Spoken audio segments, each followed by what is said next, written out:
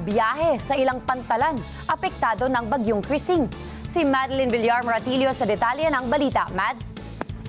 Yes, Gianna, nagka-full alert status na ang Deployable Response Group at mga istasyon ng Coast Guard sa mga lugar na apektado ng bagyong Krising. Nakaposisyon na rin ang kanilang mga tauhan at kagamitan para agad na magsagawa ng search and rescue operations at iba pang kinakailangang humanitarian assistance sakaling kailanganin.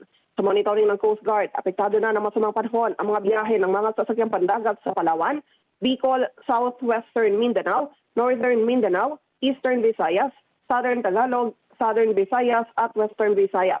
Sa kabuuan na sa 29 na port ang apektado kaya sabi ng PCG, umabot na sa 600 at 49 na pasaherong stranded. Nasa 248 rolling cargos naman at 52 vessels ang stranded din sa mga pantalan.